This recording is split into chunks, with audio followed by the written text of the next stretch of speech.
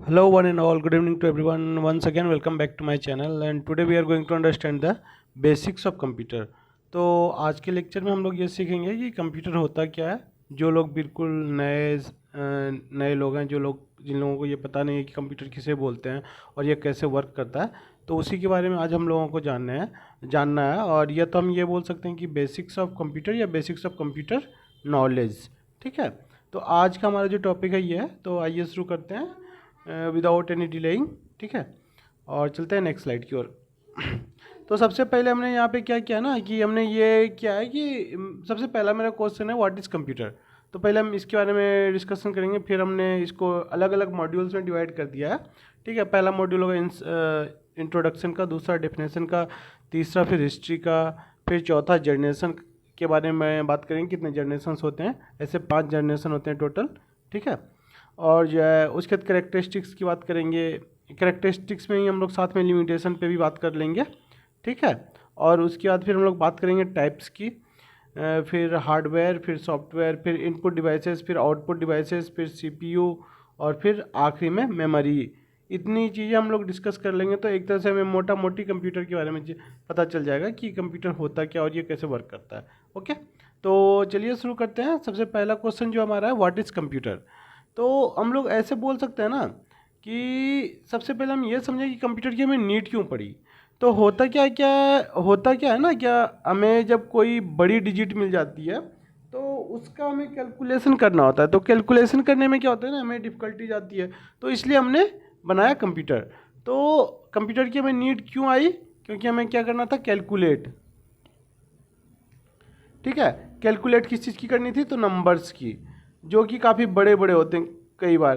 ठीक है, जब हम स्पेस और टाइम सब में जाते हैं ना, तो एक छोटा सा पॉइंट, मतलब 15 डिजिट के बाद भी अगर कोई एक छोटा सा पॉइंट भी इधर उधर हो जाता है तो काफ़ी चीज़ें हो जाती है। तो ऐसे बड़े बड़े चीज़ों को हम लोग बड़े बड़े चीज़ों का कैलकुलेशन करने के लिए हम लोगों ने कंप्यूटर का इन्वेंशन किया है। ठीक है, तो ये हो गया कंप्यूटर की नीड क्यों थी, और कंप्यूटर है क्या और क्या करता है। एक्चुअली हम ये भी बोल सकते हैं ना, कंप्यूटर कुछ नहीं, एक बड़ा सा क्या है, कैलकुलेटर है, जो कि हमारी किसी भी चीज़ को आसानी से कैलकुलेट कर लेता है। ठीक है, तो अब चलते हैं इंट्रोडक्शन की ओर और देखते हैं इंट्रोडक्शन में हमारा क्या क्या है। तो सबसे पहला पॉइंट क्या बोल रहा है, कंप्यूटर क्या है। कंप्यूटर एक इलेक्ट्रॉनिक्स डिवाइस है जो कि एक्सेप्ट करता है डेटा को। ठीक है, मान लो ये हमारा कंप्यूटर है, तो ये इनपुट हम इसको क्या डालेंगे, डेटा को। ठीक है, और ये हमारा क्या है, सीपीयू। ठीक है, सीपीयू है, ये क्या करेगा, हमारे डेटा को प्रोसेस करेगा और हमारे लिए कुछ क्या करेगा, आउटपुट जनरेट करेगा, और इस आउटपुट को ही हम लोग क्या बोलते हैं, रिजल्ट बोलते हैं। ठीक है, तो यही हमारा पहले पॉइंट में बोल रहा है, computer is an electronic device. Okay, is an electronic device that can accept data as an input, process it with a set of instruction और प्रोग्राम। इंस्ट्रक्शन और प्रोग्राम जो है ना, ऑलरेडी इसमें इनबिल्ट होता है। हम या फिर हम लोग कई बार लैंग्वेज के थ्रू देते हैं, जैसे जावा हो गया, फिर सी हो गया, फिर सी प्लस प्लस हो गया, फिर पाइथन हो गया, फिर रूबी हो गया, फिर स्केला हो गया। इस तरह के कई सारे लैंग्वेज हैं। तो इस लैंग्वेज के थ्रू हम क्या करते हैं, कंप्यूटर को इंस्ट्रक्शन देते हैं या प्रोग्राम करते हैं, और उसी प्रोग्राम को जब वो प्रोसेस कर लेता है, मतलब कि प्रोसेस कर लेता है, तो उसको हमें एज ए रिजल्ट शो करता है। ठीक है, to produce result as a output. बस इतना ही लिखा हुआ है इस पॉइंट में। बात करें अगर हम नेक्स्ट पॉइंट की, सॉरी, नेक्स्ट पॉइंट में हमारा ये बोला जा रहा है ना, क्या जो है, it is believed that the analytical engine और differences was the first computer. मतलब पहला कंप्यूटर हमारा क्या था, एनालिटिकल इंजन, या फिर उसका दूसरा नाम क्या था, डिफरेंस। तो इसी को हम लोग पहला कंप्यूटर बोलते हैं। और ये इसको किसने आविष्कार किया था, invented by Charles Babbage. In which year, in 1837। बस ये बोल रहा है कि पहला जो हमारा कंप्यूटर था वो क्या था, एनालिटिकल इंजन, और दूसरा जो है इसका नाम, दूसरा नाम क्या था, डिफरेंस भी। और इसका जो इन्वेंशन हुआ था या आविष्कारक जो थे इनके, वो कौन थे, हमारे चार्ल्स भाई साहब थे, चार्ल्स बेबेज। और कौन से ईयर में हुआ था, 1837 में। ठीक है, तो ये हमारी इंट्रोडक्शन थी। अब बात करें हम लोग डेफिनेशंस की, कि कंप्यूटर का डेफिनेशन क्या है। तो सबसे पहले हम लोग इसमें ये चीज़ समझते हैं ना कि कंप्यूटर कहाँ से आया है। तो एक्चुअली कंप्यूटर वर्ड जो है ना, ये एक लैटिन वर्ड है, ठीक है, जिसका इंग्लिश में मतलब होता है कैलकुलेटर। अभी हम लोगों ने थोड़ी देर पहले डिस्कस करी थी ना इस चीज़ों को, क्या कंप्यूटर क्या हमारा एक बड़ा सा कैलकुलेटर है। तो एक्चुअली ये लैटिन वर्ड से आया है ना, तो इसलिए हम लोग इसको लैटिन में क्या बोलते हैं, कंप्यूटर, और इंग्लिश में क्या बोलते हैं, कैलकुलेटर। लैटिन में बोलते हैं कंप्यूटर और इंग्लिश में कैलकुलेटर। तो बस इतना ही बोल रहा है ये फर्स्ट पॉइंट, ठीक है। बात करें अगर हम सेकेंड पॉइंट की, कि ये बोल रहा है ना, ये एक ऐसा डिवाइस है ना जो कि हमारे डेली लाइफ में हर एक एक्सपेक्ट में और हर एरिया में ये हमारे लिए काम करता है। बात करें अगर हम सॉफ्टवेयर इंडस्ट्री की या फिर हार्डवेयर इंडस्ट्री की, वहाँ तो नो डाउट ये काम करता ही है। साथ में अगर हम और बात करें तो बैंकिंग सेक्टर देख लें, बैंकिंग में भरपूर यूज होती है कंप्यूटर की। फिर उसके बाद फिर हेल्थ केयर सेक्टर में देख लें, हेल्थ केयर सेक्टर में देख लें, इंश्योरेंस में देख लें, ठीक है, इवन मॉल में देख लें, ठीक है। मॉल में हम लोग शॉपिंग करने जाते हैं, वहाँ भी इन्वेंट्री के लिए यूज होता है, साथ में कैलकुलेशंस के लिए यूज होता है। हम लोग पेमेंट भी करते तो कंप्यूटर पे कार्ड के थ्रू कर देते हैं। तो मतलब आज के टाइम में एक हम लोग ये बोल सकते हैं। साथ में फार्मास्यूटिकल इंडस्ट्री में भी बात करें, वहाँ भी ज़बरदस्त तरीके से यूज होती है। मतलब लाइफ में ऐसा कोई भी एक्सपेक्ट नहीं है जहाँ पे हम लोग कंप्यूटर, इवन नॉर्मली आप घर में देखो ना, अगर एक दिन के लिए फ़ोन गुम हो जाए, अरे यार मेरा फ़ोन कहाँ गया, ये मुझे बात करनी है, ये वो, यहाँ पे बैठे हुए हैं, दूर बैठे बात कर लेते हैं आराम से लोगों से।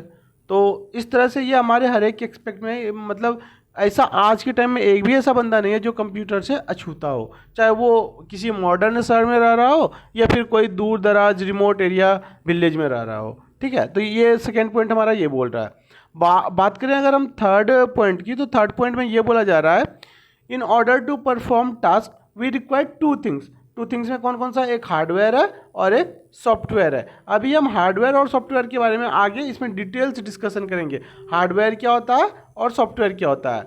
और ये दोनों जो वर्क करता है ना, ये दोनों वर्क कैसे करता है, सिंक्रोनाइज फैशन में करता है। मतलब सिंक्रोनाइज को हिंदी में हम लोग एक तरह से ये बोल सकते हैं कि तालमेल बैठा के काम करना, ठीक है। ऐसा नहीं कि हमने बटन अभी दबाया और ये अगले 10 दिन बाद हमें आउटपुट दे रहा है। तो ऐसे कैलकुलेशन का हमारे पास कोई रिक्वायरमेंट नहीं है जो कि अगले 10 दिन बाद हमें कैलकुलेट करके दे। मतलब अभी अगर हमने बटन दबाया तो हमें आउटपुट भी अभी मिलना चाहिए। और साथ में ही क्या, अगर आउटपुट तुम नहीं दे पा रहे हो तो एटलीस्ट हमें एरर शो करो तुम, ठीक है, कि कोई एरर आई है तो वो हमें तुम क्या करो, एरर शो करो, ठीक है।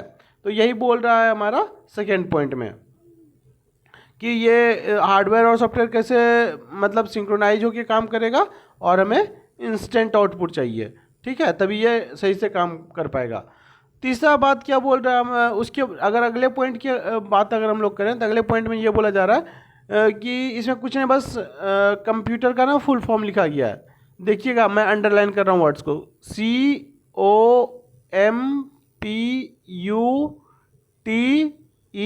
COMPUTER।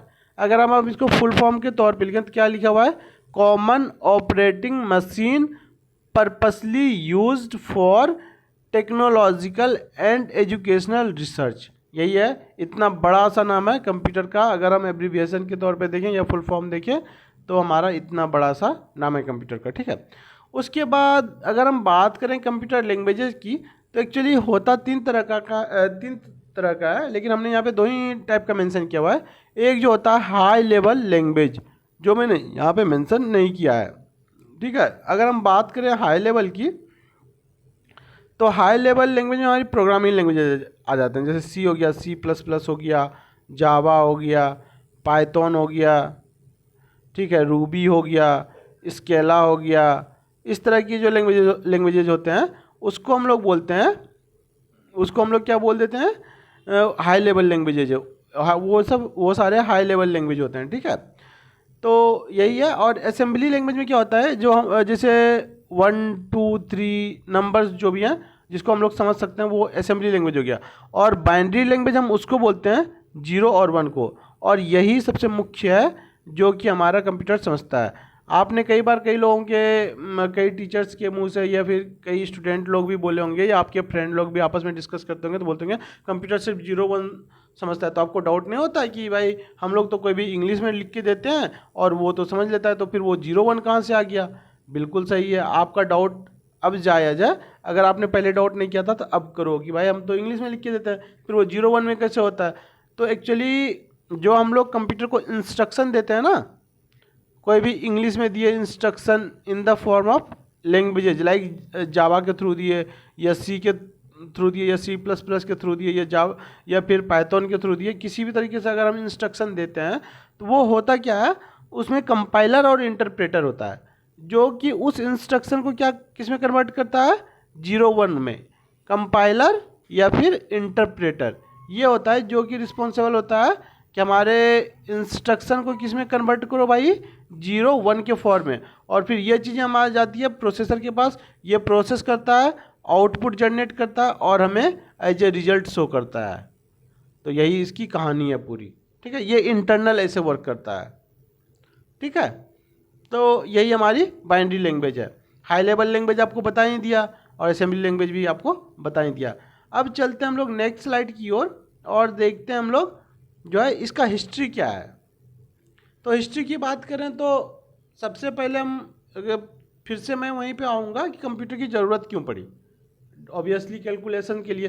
तो कैलकुलेशन जो हम लोग अर्ली लाइफ में करते थे वो कैसे करते थे, स्टिक्स की मदद के स्टिक्स के हेल्प से करते थे, मतलब छड़ी की मदद से, बोन्स मतलब हड्डी की मदद से, स्टोन्स यूज करते थे मतलब पत्थर से। इन सारी चीज़ों को हम लोग यूज करते थे कैसे, जो है कैलकुलेशन करने के लिए, ठीक है। उसके बाद जो सबसे पहला कंप्यूटर आया उसका नाम था अबेकस, ठीक है। अबेकस आपने याद है आप लोग बचपन में वो एक हम लोग को लिखने के लिए आता था ना, पेंसिल और एक ब्लैक टाइप का बोर्ड छोटा सा आता था, उसके अंत में ना कई मोतियां लगी होती थी विथ लाइनिंग देखिए, ठीक है।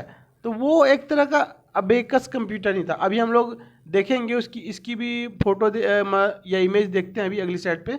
ये लो, ये रहा आपका अबेकस वाला। इस तरह की हमारे पास होती थी ना पहले के टाइम में, इधर ब्लैक ब्लैक सा लिखने के लिए होता था बच्चों को पेंसिल से, और इधर जो है ये बच्चों को खेलने के लिए दिया जाता है। एक्चुअली ये खेलने के लिए नहीं दिया जाता था, ये काउंटिंग सीखने के लिए दिया जाता था। जैसे 1 हो गया, 1 ये यहाँ पे 1 मोती हो गई, दूसरी मोती, तीसरी मोती, चौथी, पांचवी, इस तरह से। तो ये एक अबेकस का ही एग्जाम्पल था। तो सबसे पहला कंप्यूटर जो था हम लोग के पास ये अबेकस वाला था, ठीक है। आते हैं प्रीवियस स्लाइड पे और देखते हैं अबेकस के बारे में क्या क्या बोला गया है। तो हाँ, अबेकस जो है ये पहला कंप्यूटर था और ये किसके द्वारा इन्वेंट किया गया था, चाइना के द्वारा। और इसमें सिर्फ 2 ही चीज़ें हो सकती थी, एक एडिशन और दूसरा सब्ट्रैक्शन। आपको मैंने इमेज ऑलरेडी दिखा दिया है। अब अगर हम बात करें दूसरे कंप्यूटर की, जो हमारा दूसरा कंप्यूटर आया वो आया था नेपर बोन्स की, और उसको बोलते थे जॉन नेपर, मतलब नेपर बोन कंप्यूटर का नाम था। और ये जो जॉन नेपर था इसने इसको इन्वेंट किया था, और ये कब आया था, 1550 से 1617 तक चली थी ये। और ये क्या क्या काम कर लेता था, ये डेसिमल में काम कर लेता था, डेसिमल वैल्यू में, लेकिन इसको मैनुअली ऑपरेट करना होता था, ठीक है। और पहला चीज़ ये क्या करता था, डेसिमल नंबर्स को भी कैलकुलेट कर पाता था, और एडिशन, सब्ट्रैक्शन, मल्टीप्लिकेशन और डिवीजन, इतना काम परफॉर्म करता था विद डेसिमल नंबर्स, और इसको हमको मैनुअली ऑपरेट करना होता था, ठीक है। जबकि ये चाइना वाला जो था ना, ये ऑटोमेटिकली आप इनपुट डालो और आउटपुट आपको दे देता था, ठीक है। उसके बाद एक बार हम लोग जॉन नेपर वाला जो नेपियर बोन है कंप्यूटर, इसकी भी हम लोग इमेज देख लेते हैं ये कैसा था। तो ये रहा हमारा नेपियर बोन, जॉन नेपियर के द्वारा जो इन्वेंट किया गया था। ये इस तरह का बोर्ड था कोई लकड़ी का, और उसी पे इन्होंने कुछ वो किया था कैलकुलेशन, ठीक है। अगर हम बात करें तीसरे टाइप की कंप्यूटर की, जो कि पास्कल ने दिया था, तो उसको हम लोग बोलते हैं क्या, अर्थमेटिक कंप्यूटर, अर्थमेटिक मशीन बोलते हैं, या पास्कलाइन कंप्यूटर बोलते हैं, जो कि फ्रांस में मतलब इन्वेंट किया गया था। और टाइमिंग क्या थी, 1642 टू 1644 इसके बीच में। और ये भी 2 ही टास्क परफॉर्म करता था, क्या, एडिशन एंड सब्ट्रैक्शन, और इसके अलावा ये कुछ काम नहीं कर पाता था, ठीक है। अब चलते हैं अगली स्लाइड की ओर और देखते हैं हम लोग हिस्ट्री में ही हमने इमेज भी देख लिया। ये आपका अबेकस है, ये आपका नेपियर बोन्स है, और ये पास्कलाइन है, ठीक है। ये तो ऑलरेडी हम लोगों ने आपको दिखा दिया। ये पास्कलाइन है, ये इसकी इमेज भी देख लो आप लोग पास्कलाइन की, ठीक है। तो ये हो गया। अब हम लोग चलते हैं अगली स्लाइड पे और देखते हैं हम लोग जनरेशंस की बात करते हैं। तो जैसे देखिए हम लोग इंसान लोग हैं, तो हम लोग बोलते हैं ना ये हमारे फादर की जनरेशन में ये हुआ, हमारे ग्रैंड पेरेंट के जनरेशन में ऐसा होता था। तो उसी तरह क्या अगर हम बात करें ना कंप्यूटर में, तो इसमें मेनली हम लोग बात करना पड़ेगा टेक्नोलॉजी पे। टेक्नोलॉजी पे जब हम बात करेंगे तो इसमें क्या होता है, अगर टेक्नोलॉजी में कोई एडवांसमेंट आया तो इसको हम लोग मतलब ये एक जनरेशन हो गई, फिर अगली जनरेशन ये हो गई, जैसे एडवांसमेंट आया, फिर अगर कुछ एडवांसमेंट आया फिर ये अगली जनरेशन हो जाएगी, फिर कोई एडवांसमेंट आया तो ये उसकी अगली जनरेशन हो जाएगी। तो इसी तरह जो सबसे पहले हमारे पास जो सबसे पहले टेक्नोलॉजी आई थी वो फर्स्ट जनरेशन की थी, और उसमें क्या यूज होता था, वैक्यूम ट्यूब। ठीक है, तो सबसे पहला जनरेशन हमारा क्या था, फर्स्ट जनरेशन, और उसमें कौन सी टेक्नोलॉजी यूज होती थी, वैक्यूम ट्यूब। फिर इसी में एडवांसमेंट आया, और एडवांसमेंट होने के बाद हम लोग जब सेकेंड जनरेशन में आए, एडवांसमेंट हो गया, तो इसमें हम लोग क्या यूज करने लगे, ट्रांजिस्टर का। अभी हम लोग इमेज भी देख लेंगे तो आपको ज़्यादा क्लियर हो जाएगा। ठीक है, तो इसमें क्या यूज होने लगा, ट्रांजिस्टर का। और साथ में हम लोग ना टाइम फ्रेम भी देखते चले कि फर्स्ट जनरेशन की जो टाइम फ्रेम थी वो क्या थी, 1940 से 1956 तक थी, जो जिसमें वैक्यूम ट्यूब यूज होता था। सेकेंड जनरेशन की अगर हम बात करें तो सेकेंड जनरेशन में हम कौन सी टेक्नोलॉजी यूज करते थे, ट्रांजिस्टर की, और इसकी टाइम फ्रेम क्या थी, 1956 से 1963 की थी। ठीक है, उसी तरह फिर से टेक्नोलॉजी में एडवांसमेंट आया और हम लोग कहाँ पहुँच गए हम लोग थर्ड जनरेशन में। ठीक है, और इसमें क्या यूज होने लगा, कौन से टेक्नोलॉजी की, इंटीग्रेटेड सर्किट की, इसको शॉर्ट में आईसीज भी बोलते हैं हम लोग। ठीक है, और इसका टाइम फ्रेम क्या था, 1964 टू 1971। ऑल्दो ह्यूमन बींग्स का अगर हम जनरेशन का बात करें ना तो अप्रॉक्सीमेटली 60 टू 80 ईयर्स का होता है, या 100 ईयर भी कभी कभी चला जाता है। लेकिन कंप्यूटर में इतने शॉर्ट ड्यूरेशन में इतना ज़्यादा एडवांसमेंट हो जाता था ना, तो इसीलिए हम लोग क्या करते थे, इतने कम ड्यूरेशन में ही इसकी जनरेशन चेंज होती गई, और अभी तो बहुत ज़्यादा रेंडमली चेंज हो जाता है। ठीक है, उसी तरह अगर हम बात करें फोर्थ जनरेशन की, तो फोर्थ जनरेशन में हमारा मैक्रो प्रोसेसर आ गया था। ठीक है, और इसी को हम लोग क्या बोलते थे, वेरी लार्ज स्केल इंटीग्रेशन। ठीक है, VLSI, और इसकी टाइम फ्रेम क्या थी, 1972 टू 2010 तक ये चली। ठीक है, फिर जो है हमारी फिर से एडवांसमेंट आई और आ गई हमारी फिफ्थ जनरेशन। ये तो सबसे बड़ा है, आप लोगों ने ऑब्वियसली आर्टिफिशियल इंटेलिजेंस का नाम सुना होगा, यही हमारी फिफ्थ जनरेशन की कंप्यूटर है। जैसे कि हम लोग सीरी का यूज करते हैं, एलेक्सा का यूज करते हैं, गूगल का यूज करते हैं। आप लोग बोलते होंगे ना, hey Google can you dial the number of mom, तो उसमें क्या होता था, मम्मी का नंबर पे कॉलिंग चली जाती है। ठीक है, तो ये आपका एडवांसमेंट जो आया ना, मतलब आर्टिफिशियल इंटेलिजेंस एक तरह से हम बोलें क्या, कंप्यूटर को हम सिखा रहे हैं ये चीज़ कि तुम मेरी तरीके से बिहेव करो, जैसे हम तुमको इंस्ट्रक्शन दे वैसा तुम काम करो। ये तो पहले भी होता था कि हम लोग जैसा इंस्ट्रक्शन वैसा काम होता था, लेकिन उसमें क्या होता था, कुछ चीज़ें हमें करनी होती थी, और यहाँ पे सिर्फ हमें बोलना होगा और वो काम करके ख़त्म कर देगा। और तो मतलब एक तरह से हम बोल सकते हैं ना कि आर्टिफिशियल मतलब होता है कृत्रिम। कृत्रिम मतलब बोले कि जो ह्यूमन मेड इंटेलिजेंस है उसको हम कंप्यूटर को दे रहे हैं कि तुम हमारे जैसा सोच सको और हमारे जैसा काम परफॉर्म कर सको। यही है फिफ्थ जनरेशन हमारी कंप्यूटर। ठीक है, अब हम लोग एक बार देख लेते हैं, हमने आपको बोला था, मैं आपको इमेज के फॉर्म में भी दिखाऊंगा। ये देखिए, ये फर्स्ट जनरेशन की थी हमारी टेक्नोलॉजी। ये कब की थी, फर्स्ट जनरेशन। और ये हमारी वैक्यूम ट्यूब्स, ये हमारी ट्रांजिस्टर है जो कि हमारी सेकेंड जनरेशन में यूज होती थी। सेकेंड जी 2G बोल सकते हैं। थर्ड जनरेशन में ये इंटीग्रेटेड सर्किट आ गया था, थर्ड जनरेशन। ठीक है, बात करें अगर हम फोर्थ जनरेशन की, तो ये हमारी ये दो चीज़ें आ जाती थी, प्रोसेसर, माइक्रो प्रोसेसर, या फिर VLSI बोलते थे। ठीक है, ये हो गई हमारी फोर्थ जनरेशन कंप्यूटर। ठीक है, और ये पांचवा जो मैंने बताया, गूगल, एलेक्सा, सीरी, सैमसंग का बिक्सबाय, ये सारी चीज़ें क्या है हमारा, गूगल ने अभी एक नया लॉन्च किया है, जेमिनी। तो ये सारी चीज़ें हमारी किस में है, फिफ्थ जनरेशन में आएगी। ये आ जाएगी हमारी 5G में। ठीक है, तो आई होप चीज़ें आपको समझ में आ रही होगी। और अगर इनकेस अगर आप बोर हो रहे हो, go to kitchen, make a strong coffee, drink it and again tuned with us. Okay, you are able to understand all those things. Okay, तो चलिए मूव करते हैं हम लोग नेक्स्ट स्लाइड की ओर। ठीक है, अब हम लोग बात करते हैं ना कैरेक्टरिस्टिक्स की। तो हमने आपको इंट्रोडक्शन के टाइम पे ही बताया था कि कैरेक्टरिस्टिक्स के साथ साथ हम लोग क्या करेंगे, लिमिटेशंस की भी बात करेंगे। तो अगर हम बात करें कैरेक्टरिस्टिक्स की, तो सबसे पहला कैरेक्टरिस्टिक्स जो आता है स्पीड का आता है। ये भाई इतना फास्ट है ना कि मान लो हमें अगर 156 2 और फिर प्लस में करने 1 2 3 फिर 1 9 8। तो अब हम लोग इसको अगर ऐड करना हो तो कैसे करेंगे? 8 2 10 3 13 फिर कैरी 1 हो जाएगा। इस तरह करके हम लोग को करना पड़ेगा। तो थोड़ा हम लोग को कितना लगता है, अरे यार मतलब 3 डिजिट में हम लोग करने में उलझ जाते हैं, लेकिन और टाइम भी लगने लगता है, इतना टाइम लगता है। लेकिन हम लोग क्या होता है, कंप्यूटर को जैसे इंस्ट्रक्शन दिए भाई ये इन 3 सबको वो करना है, कैलकुलेटर ही ले लो आप नॉर्मल सी, कि हमने तीन बार मतलब 3 बार नंबर इनपुट डाला और बोला प्लस, फिर दूसरा डाला प्लस, फिर तीसरा डाला और फिर इक्वल्स लगाया, हमारा आउटपुट आ गया। कितना फास्ट है, मतलब हम लोगों से तो काफ़ी ज़्यादा 1000 टाइम्स भी ज़्यादा फास्ट बोल सकते हैं। हाँ, कई केसेस में होता है कि कुछ बंदे आजकल ऐसे आ जाते हैं जो कि कंप्यूटर को भी मार देते हैं, वो एक्सेप्शन है। लेकिन जनरली मतलब नॉर्मली अगर बात करें तो वैसा पॉसिबल नहीं है। सेकेंड थिंग, अगर हम बात करें इसकी स्टोरेज कैपेसिटी की, तो आपको याद होगा बचपन से लेके अभी तक जो भी आपने पढ़ा होगा, कई चीज़ें आपको याद भी होंगी, कई चीज़ें आप भूल भी गए होंगे, ठीक है। और हो सकता है अभी 10 दिन पहले जो हम लोग पढ़े हैं इवन वो भी याद ना हो सकता है मैं अभी जो पढ़ा रहा हूँ अभी तक आते आते पीछे वाला कई लोग भूल चुके होंगे, ये भी होगा। लेकिन कंप्यूटर के साथ वैसा नहीं है। अगर कंप्यूटर में जितना मैंने वॉइस रिकॉर्ड किया या फिर वीडियो चलाया, वो जो मैंने अगर एक बार सेव कर दिया कंप्यूटर में तो वो लाइफ लॉन्ग सेव हो गया मेरे लिए।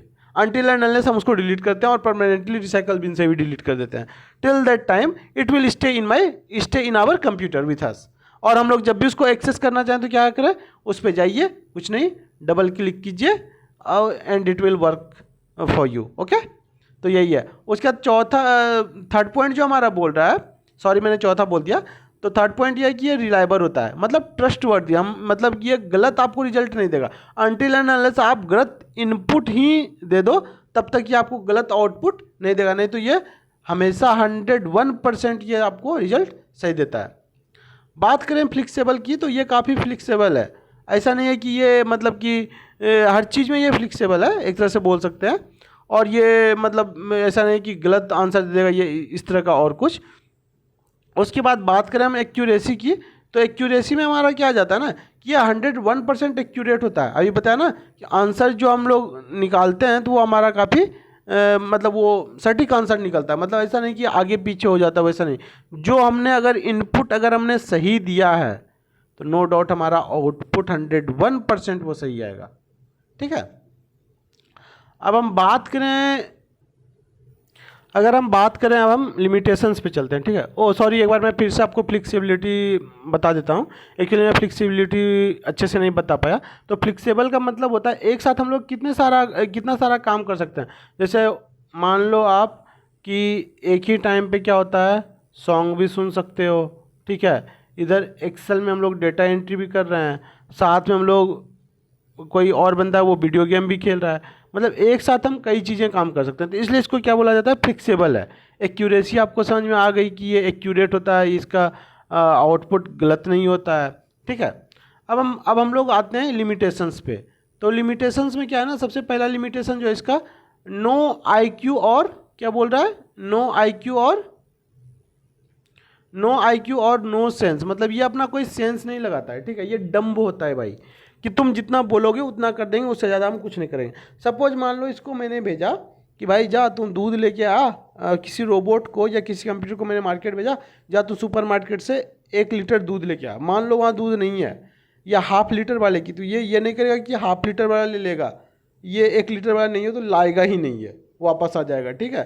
तो इसलिए हम लोग बोलते हैं ये क्या है, इसके पास कोई सेंस नहीं है। ये जो काम करता है ना, बस आपके इंस्ट्रक्शन पे जो आपने दिया है अगर वैसा है या तो यस या तो नो, इसीलिए इसको बोला जाता है कि ये 0 और 1 पे ही हमेशा काम करता है, ठीक है। तो ये हो गई इसकी नो सेंस की या नो आईक्यू के बारे में, ठीक है। वायरस क्या हुआ कि वायरस भी क्या है ना कि मतलब इंजीनियर्स के द्वारा ही बनाया जाता है।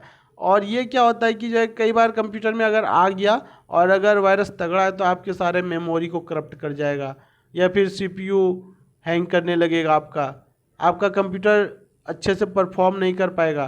तो इस तरह की चीज़ें होती है, तो इसलिए हम इसको क्या बोलते हैं, वायरस। ऐसे तो इंसानों में भी कई तरीके के वायरस आ जाते हैं, मलेरिया का आ जाता है, डेंगू का आ जाता है, रिसेंटली अभी कोरोना में आया था, ठीक है, कितने लोग टपक गए। उसी तरह ये वायरस अगर कंप्यूटर में आ गया तो अगर वायरस वो है तगड़ा वाला है तो ये कंप्यूटर को एक तरह से टपका देगा, मतलब हैंग कर देगा, उसको ख़राब कर देगा, बेकार कर देगा। और जो तीसरा लिमिटेशन है वो ये है पावर कंजम्पशन का।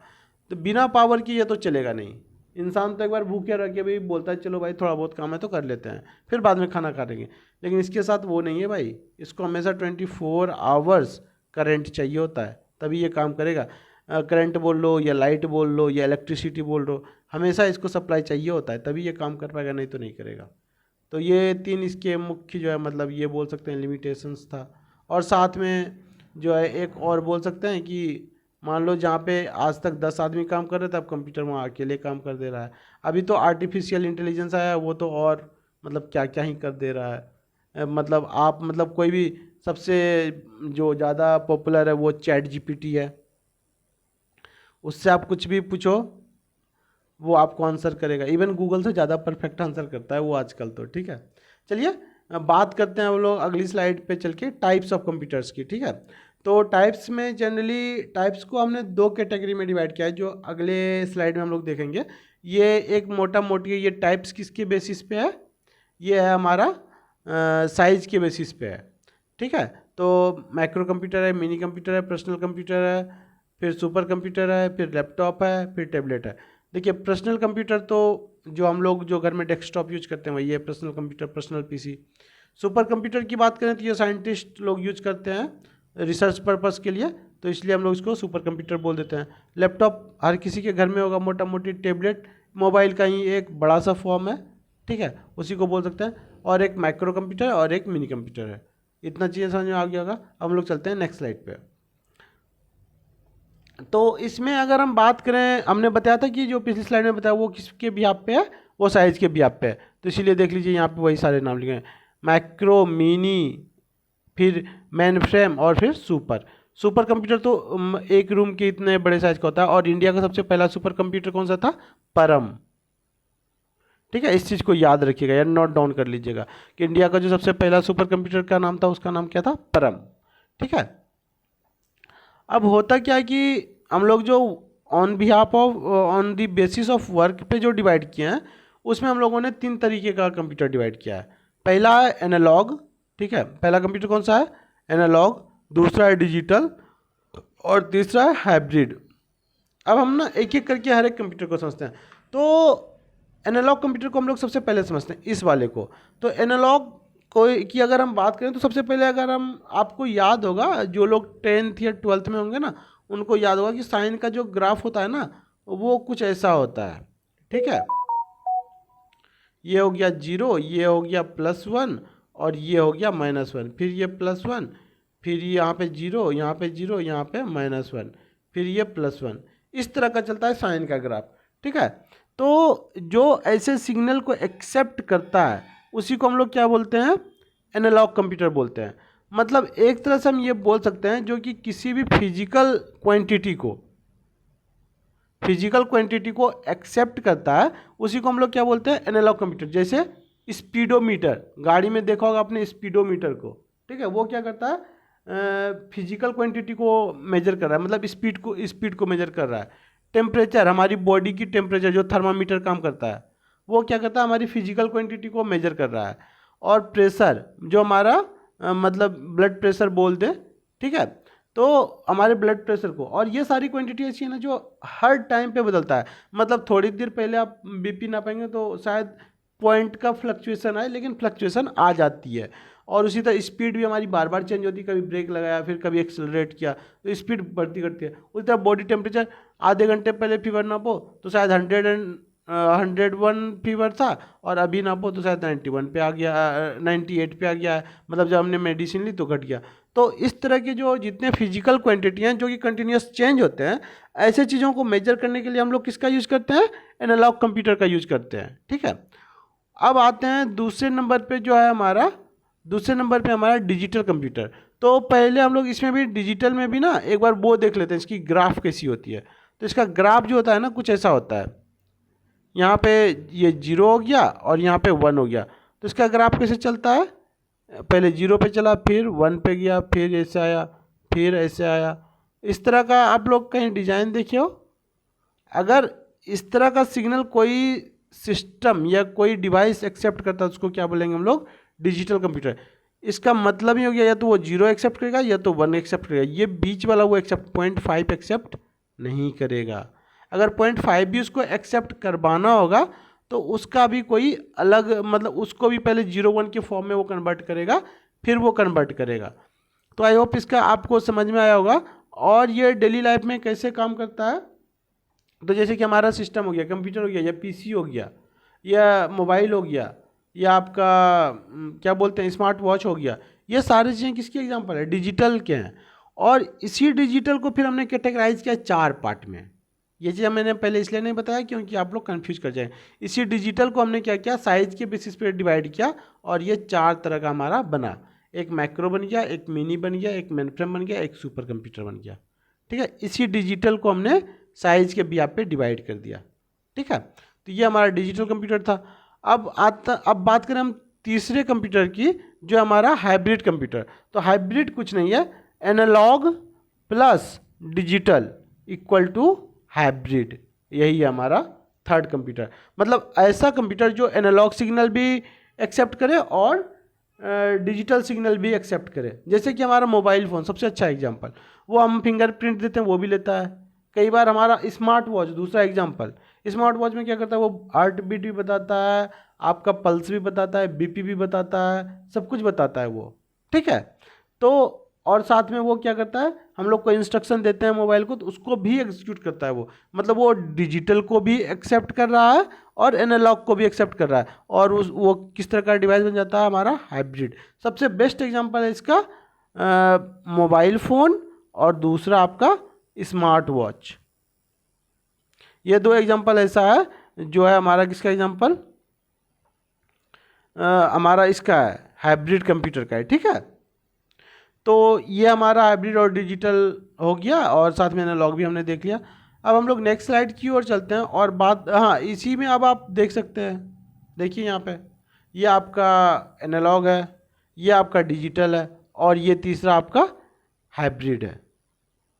ठीक है, ये कई तरह के हो सकता है on be basis of size, या वेरी कर सकता है। ये देखिए कितना बड़े साइज का है।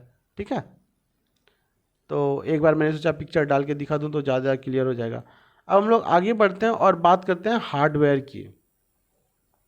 ठीक है, हार्डवेयर क्या होता है?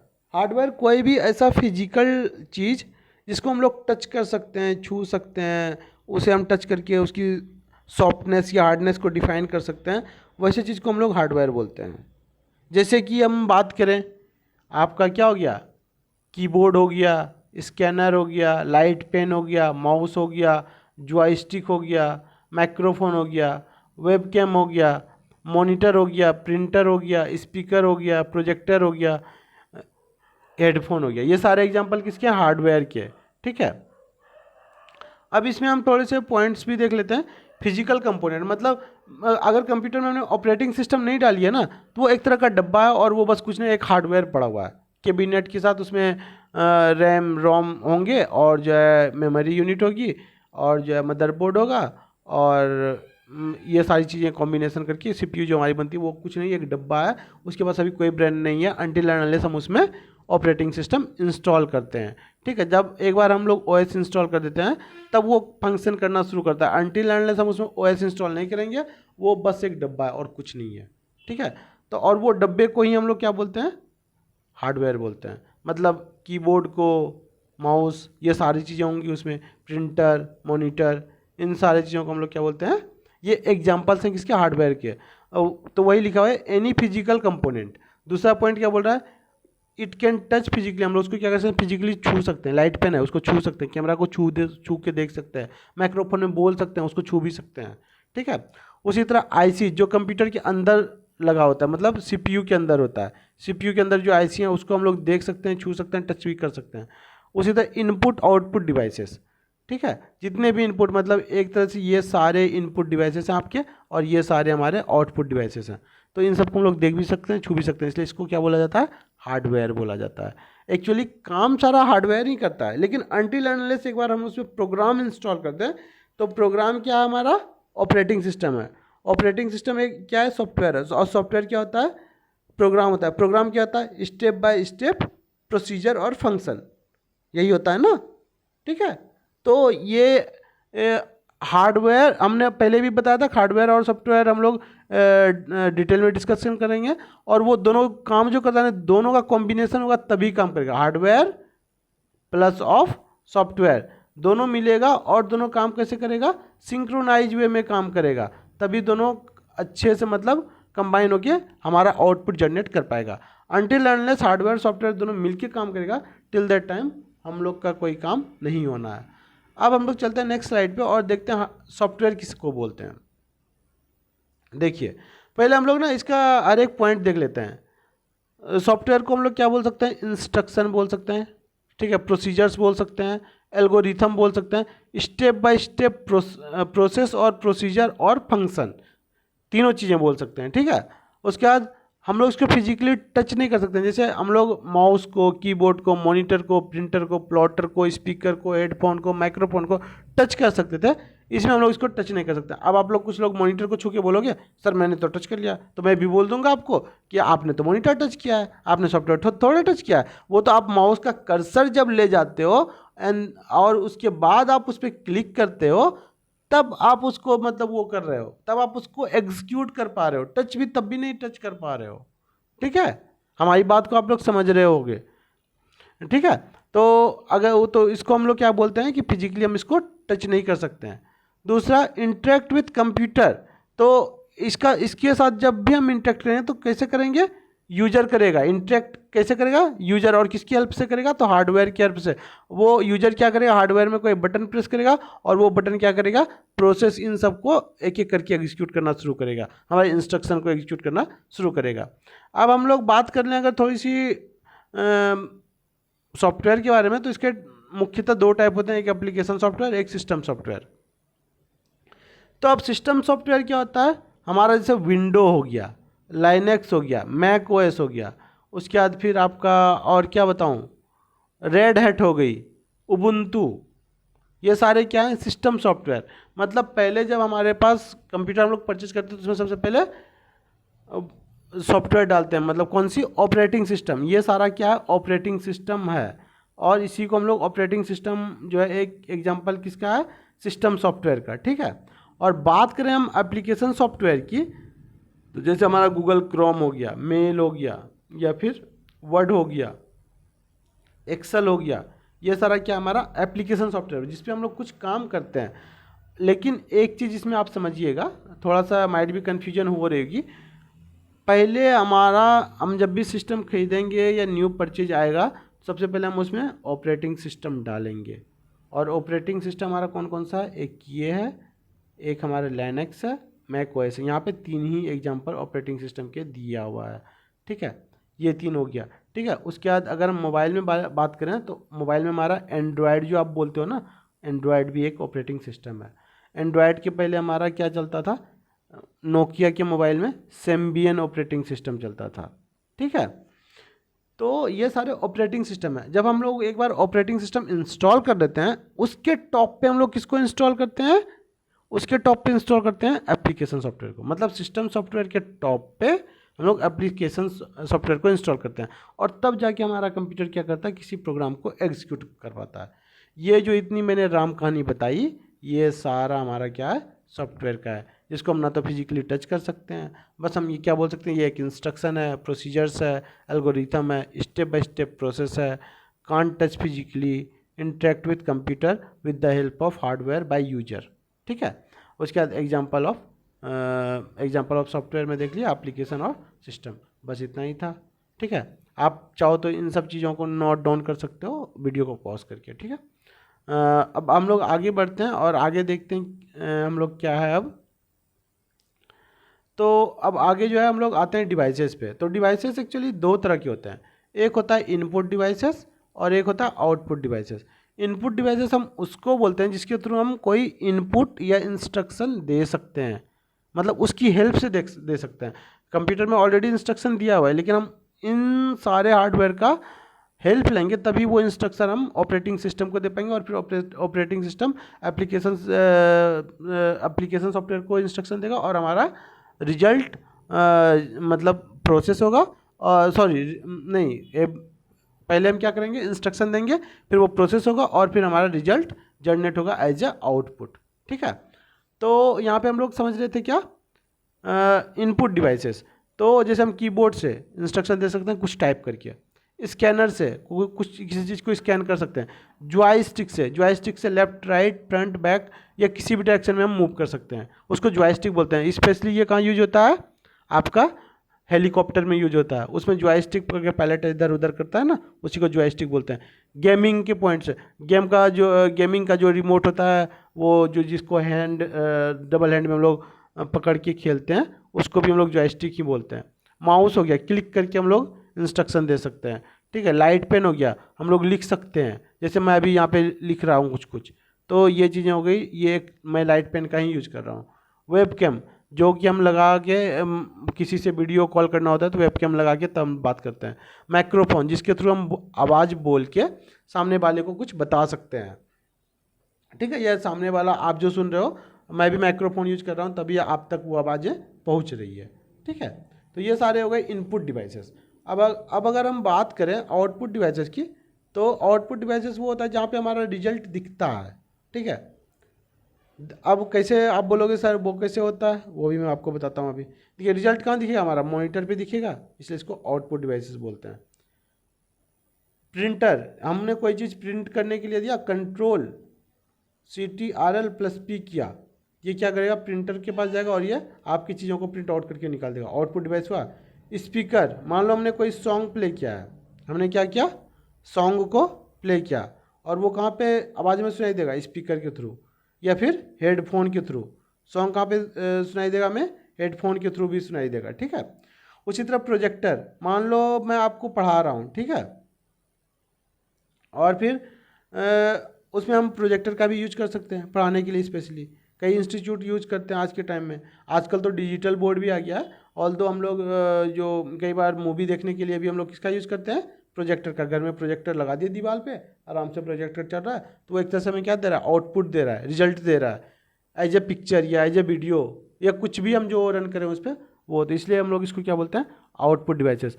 मोटा मोटी अगर हम समझें तो कुछ नहीं, जिस डिवाइसेस के थ्रू हम इनपुट कर सकते हैं उसको हम लोग क्या बोलते हैं, इनपुट डिवाइसेस। और जिस डिवाइसेस के मतलब जिस डिवाइसेस के थ्रू इनपुट दिए उसको इनपुट डिवाइसेस बोलते हैं, और जिस पे हमारा आउटपुट रिफ्लेक्ट हुआ उसको हम लोग क्या करते हैं, आउटपुट डिवाइसेस बोलते हैं। बस इनपुट आउटपुट डिवाइसेस में इतना ही है। ठीक है, डिवाइसेस दो कैटेगरी में है, एक हमारा हो गया इनपुट और दूसरा हो गया आउटपुट, बस इतना ही है। अब जो कंप्यूटर का सबसे मुख्य चीज़ है या मेन चीज़ जो बोल सकते हैं, वो है हमारा कंप्यूटर का ब्रेन। तो वो क्या है, CPU। जैसे हमारे पास ब्रेन है ना ह्यूमन बॉडी में, तो हम सोचते हैं, समझते हैं, किसी चीज़ का डिसीजन लेते हैं, तो सीधा कंप्यूटर के पास जो ब्रेन है उसको क्या बोलते हैं हम लोग, CPU बोलते हैं।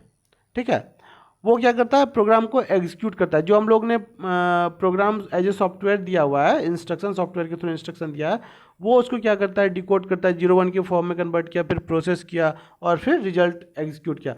ये सारा काम किसका है, CPU का ही है। मोस्टली CPU जो हमारा क्या क्या करता है, प्लस माइनस मल्टीप्लिकेशन और डिवीजन, और साथ में less than, greater than, less than equal to, greater than equal to, double equals to मतलब कंपैरिजन, और इक्वल्स टू मतलब किसी चीज़ में हम किसी चीज़ को असाइन कर रहे हैं, तो इतना चीज़ होता है। तो ये सारी चीज़ें कौन करता है, हमारा CPU ही करता है। हमारा ये सारा वर्क किसका है, CPU का है। और उसके बाद अगला पॉइंट अगर हम लोग देखें क्या क्या बोल रहा है कि CPU made up of 3 component, कौन कौन सा है, CU, ALU और मेमोरी। देखिए यहाँ पे मैंने ये आपका ब्लॉक डायग्राम दिया हुआ है, ये पूरा जो है क्या है, CPU है। इसके अंदर क्या क्या होता है, control unit, arithmetic logic unit, memory unit, ये 3 चीज़ें होती है। अब देखिए ये करके हम लोग समझते हैं। कंट्रोल यूनिट मतलब जो कोई भी डिवाइस को कंट्रोल करे, जैसे इनपुट डिवाइसेस और आउटपुट डिवाइसेस को जो कंट्रोल, उसको कंट्रोल यूनिट बोल देंगे। अब जो कंट्रोल यूनिट के बाद जो इंस्ट्रक्शन आएगी हमारी कहाँ आएगी, अर्थमेटिक एंड लॉजिक यूनिट। तो अर्थमेटिक में क्या क्या हो जाएगा, प्लस माइनस मल्टीप्लिकेशन और डिवाइड, ये हमारा कौन करेगा, अर्थमेटिक करेगा। लॉजिक यूनिट क्या करेगा, greater than, less than equal to, greater than equal to, comparison doubles equal to, ये सारा काम किसका है, लॉजिक यूनिट का है। ठीक है, अब जो आखिरी बच गया वो हमारा बच गया मेमोरी यूनिट। मान लो हमारा कोई भी इंस्ट्रक्शन जो वो कहाँ पे फेड किया हुआ है, मतलब कहाँ पे रखा हुआ है, मेमोरी यूनिट में। वो क्या करता है, यहाँ से उठाता है इंस्ट्रक्शन को, एग्जीक्यूट करता है और फिर से वापस यहाँ भेज देता है। यहाँ पे रैम लगा होता है, उसी में जाके वो क्या करता है, एग्जीक्यूट करता है इस इंस्ट्रक्शन को। ठीक है, अभी हम लोग मेमोरी पे आएंगे तो रैम भी देखेंगे, रैम क्या होता है।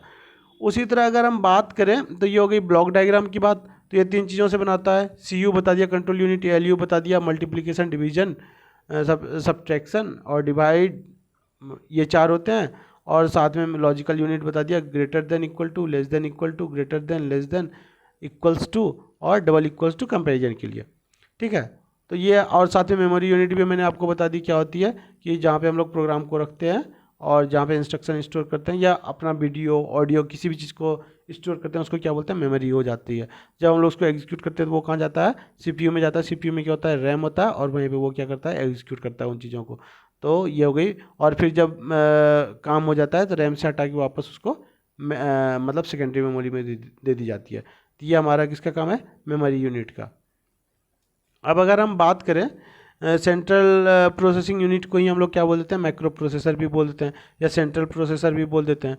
ठीक है, उसके बाद फिर processor instruction is process the instruction, मतलब ये क्या करता है, इंस्ट्रक्शन को प्रोसेस करता है और उसी को हम लोग क्या बोलते हैं, कैलकुलेशन बोल देते हैं। ठीक है, उसी को हम लोग क्या बोल देते हैं, कैलकुलेशन बोल देते हैं। जो ये प्रोसेस को, जो इंस्ट्रक्शन को ये प्रोसेस करता है उसी को हम लोग क्या बोलते हैं, कैलकुलेशन बोल देते हैं। Process the instruction is called calculation, ये बोल रहा है। ठीक है, अब अगर हम बात करें एग्जाम्पल्स की, तो सबसे पहला जो आया था ना हमारा, इसलिए मैंने इंटेल का ले लिया है, 4004 या 4004 बोल सकते हैं इसको। तो ये हमारा सबसे पहला सीपीयू था। ठीक है, माइक्रो प्रोसेसर के टाइप का। फिर अब अभी के टाइम में जो करंटली चल रहा है, i3, i5, i9, i7 का यहाँ डायग्राम लगा हुआ है। ठीक है, तो ये सारी है किसका एग्जांपल, सीपीयू का एग्जांपल है। ये मतलब माइक्रो प्रोसेसर की बोल सकते हैं या प्रोसेसर की बोल सकते हैं या सेंट्रल प्रोसेसर की एग्जांपल बोल सकते हैं, जो मैंने डायग्रामेटिक वे में। ये एक यहाँ भी VLSI का लगा हुआ है। ठीक है, ये क्या था, कौन सा टेक्नोलॉजी था, ये 4th जेन का था। ठीक है, याद है, अब मैंने बताया था अभी थोड़ी देर पहले, ये 4th जेन टेक्नोलॉजी का है। अब अगर हम बात करें नेक्स्ट स्लाइड में, तो अब आ जाती है हमारी क्या, मेमोरी यूनिट। तो मेमोरी यूनिट हमारा क्या है, जो किसी चीज़ को स्टोर करे। जैसे मेरे पास कोई ऑडियो है, वीडियो है, वॉइस फॉर्म है, किसी का फ़ोटो है या कोई डेटा है, कोई एक्सेल सीट है, किसी का रिज्यूमे है, वो वर्ड फॉर्मेट में या PDF फॉर्मेट में। इन सारी चीज़ को कहाँ स्टोर करेंगे हम, मेमोरी यूनिट में करेंगे।